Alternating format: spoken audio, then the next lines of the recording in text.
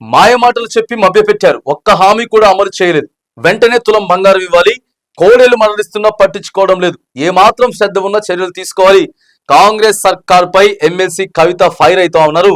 ఇక మాయ మాటలు చెప్పి మభ్యపెట్టారు తప్ప హామీ అమలు చేయలేదని చెప్పి మరి నిన్న అక్క ఎట్లా జాగృతి పేరు మీదనైనా లేకపోతే బీఆర్ఎస్ కార్యకర్తగనా ఎట్లా ఎట్లా మరి నిన్న ప్రశ్నించిందో ఎమ్మెల్సీ కల్వకుంట్ల కవిత ఆరోపించారు. ఎన్నికల సమయంలో ప్రజలకు ఇచ్చిన హామీలను అమలు చేయడంలో పూర్తిగా వైఫల్యమైందన్న నిజామాబాద్ జిల్లాలో సోమవారం ఇందల్వాయి రామాలయాన్ని కవిత సందర్శించారు. ఆలయంలో స్వామివారిని దర్శించుకొని ప్రత్యేక పూజలు అయితే చేసిర్రు.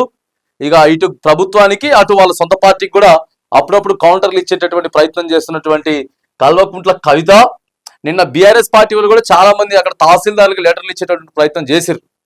6 గ్యారంటీలు ఉత్తగా మాటలు చెప్పారు కానీ అమలు చేయలేకపోయారు అని చెప్పేసి నిన్న వాళ్ళు కూడా వినతి పత్రాలు ఇచ్చేటటువంటి ప్రయత్నం అయితే చేశారు. ఇక ఎమ్మెల్సీ కవిత కూడా మభ్యపెట్టిర్రు, మాయ చేసిర్రు, అంత ఆగమాగం చేసిర్రు కానీ ఇవ్వడం వీళ్ళకి చేత అయితే లేదు, కుదుతలేదని చెప్పి మరి నిన్న కల్వకుంట్ల కవిత ఆడ షర్మిలాని చూసినట్టున్నది, ఈడ కవితను చూసినట్టే ఉన్నది. ఇక వీళ్ళిద్దరు అడిగిపోయి ఇడిగిపోయి స్టేట్మెంట్లు చేయడం సేమ్ ఇక కవిత షర్మిల ఒకటేలాగా అన్నట్టు అనిపిస్తున్నటువంటి సందర్భం. సరే ఎక్కడికి వెళ్ళినా ఏదైనా కానీ ప్రభుత్వాన్ని మాత్రానికి క్వశ్చన్ చేసేటటువంటి ప్రయత్నం కవిత చేస్తా ఉన్నది.